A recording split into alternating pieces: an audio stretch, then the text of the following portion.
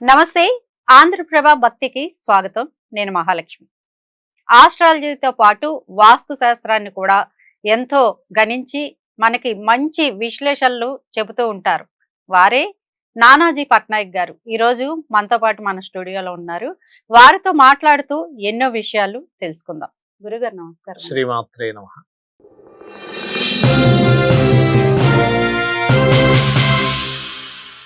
భగవద్గీతను ఇప్పటి వరకు చదవని వారు అసలు చాలా మందికి చాలా డౌట్లు ఉంటాయి. యాహ్! ఎలా స్టార్ట్ చేయాలి? ఏం చదవాలి? హ్మ్. మనకు అర్థం కాదు కదా అసలు ఆ అవును. శ్లోకాలు ఇవన్నీ కూడా అనుకుంటారు. అలాంటి వారికి భగవద్గీతని ఎలా చదవాలని మీరు చెప్తారు ఈజీ మెథడ్‌లో? చాలా మంచి ప్రశ్న వేశారమ్మా.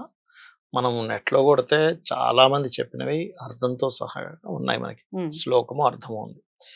ఇక్కడ మనకి ఒక్క శ్లోకం తీసుకొని అసలు శ్రీకృష్ణ పరమాత్మ తన నోటి నుంచి చెప్పినటువంటిది. హ్మ్. అంటే సాక్షాత్ ఆ పరమాత్మ చెప్పినటువంటి విషయం. అంటే అది ఎంత సత్యమైతే అతను చెప్తాడు. ఒకటే హ్మ్. గుర్తుపెట్టుకోండి. మనం చెప్పేవి కొన్ని నిజం అవ్వచ్చు, అబద్ధం అవ్వచ్చు, ప్రామాణికం అవ్వచ్చు, అవ్వకపోవచ్చు. ఇది అవ్వకపోవచ్చు. శాస్త్రపరంగా తీసుకోకపోతే.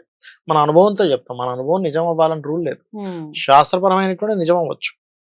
అలాగే సాక్షాత్ పరమాత్మే చెప్పాడు అంటే అది సత్యము అనేది ఫస్ట్ మన మైండ్‌లో రావాలి. హ్మ్. మనం ఏదైనా ఒక పని ఇప్పుడు చూడండి, ఒక పిల్లవాడు తల్లిదండ్రులు మన మంచి కోసమే చెప్తారని కంప్లీట్ బిలీవ్‌నెస్ ఉన్నప్పుడు తల్లిదండ్రులు ఏది చెప్తే మనం అది పాటిస్తాం. అవును.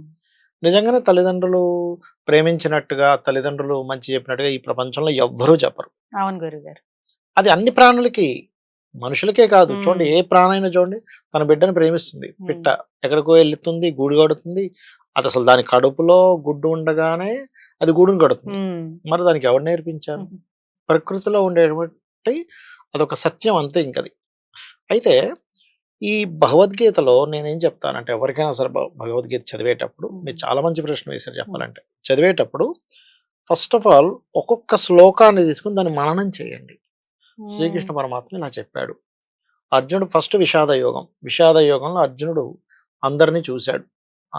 రథాన్ని మధ్యలోకి తీసుకెళ్ళమని చెప్పి అక్కడ మనువులను, తాతలను, హ్మ్. గురువులను, సహోదరులను, మిత్రులను అందరిని చూసి హృదయము ద్రవించి నకాంక్షే విజయం కృష్ణ, నాకు విజయం వద్దు, ఏమొద్దయ్యా, పిచ్చబెట్టుకు బతుకుతా, లేకపోతే యుద్ధంలో చచ్చిపోతే స్వర్గంకి వెళ్ళిపోతా, నేనేం యుద్ధం బాణం పట్టుకొని ఇలా నిలబడతాను, వాళ్ళందరూ బాణాలేస్తారు, హ్మ్.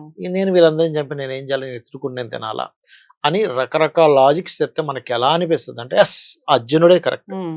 కృష్ణుడు పరమాత్మ అయ్యుండి అందరిని చంపేయమంటాడేంటి, మనకు అనిపించేస్తుంది. హ్మ్. అంత కన్విన్స్ గా చెప్తాడు. హ్మ్. ఎలా అంటే కరెక్టే కదా అర్జునుడు చెప్పేది. వీళ్ళందరూ చచ్చిపోతే ఈ స్త్రీలందరూ కూడా మరి వర్ణ సంక్రమణం జరుగుతది గదా! అవును. చాలా దోపిడీలు జరిగిపోతాయి గదా! ఎందుకు పనికి రాకుండా అయిపోతుంది గదా! కరెక్ట్ అని అనిపిస్తది. మనలో కూడా అలాంటి వైక్లభ్యం వస్తూ ఉంటుంది. మనలో గూడా వస్తూ ఉంటుంది. హ్మ్. దాన్ని అక్కడ చూపించాడు అర్జునుడి రూపంలో అక్కడ. హ్మ్.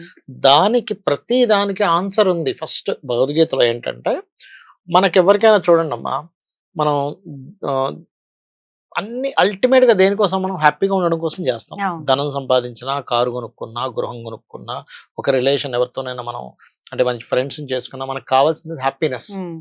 మనం సంతోషంగా ఉండడం కోసం. సంతోషంగా ఉండడం కోసం ఏవైతే ఎన్ని చేస్తామో, హ్మ్.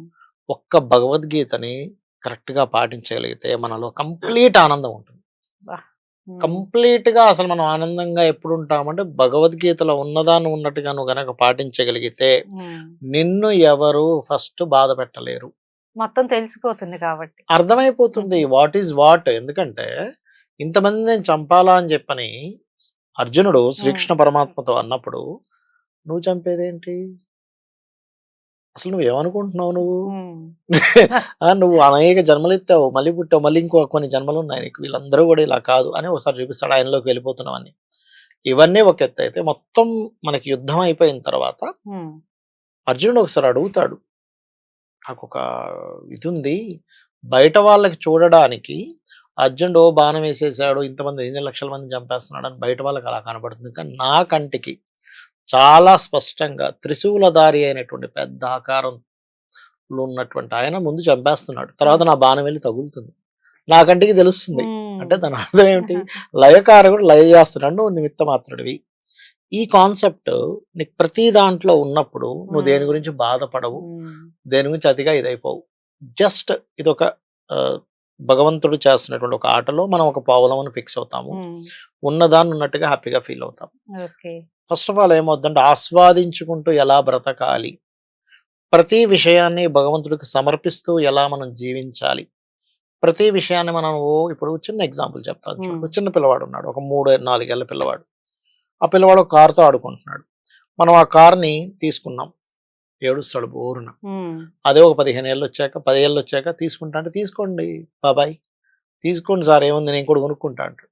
నాలెడ్జ్ వచ్చింది, ఏమొచ్చింది, 100 రూపాయలు పెడితే ఇలాంటి కార్లు బోల్డు, నేను ఎందుకు ఏడుస్తున్నాను? పెద్ద అయ్యాక ఆడోడు కారు తీసుకుంటే, చిన్నప్పుడు ఎందుకు ఏడుస్తున్నాడు అంటే అదే జీవితం అనుకుంటున్నాడు, అందుకని ఏడుస్తున్నాడు. జ్ఞానం రాలేదు. రాలేదు. భగవద్గీత చదివితే వచ్చేది ఏంటంటే జ్ఞానం వస్తుంది. నువ్వు జ్ఞానంతో ఎప్పుడైతే జీవిస్తావో నువ్వు అనవసరమైన ఏడుపుల నుంచి బయటపడతావు, చిన్నపిల్లవాడు ఏడుపులాగా.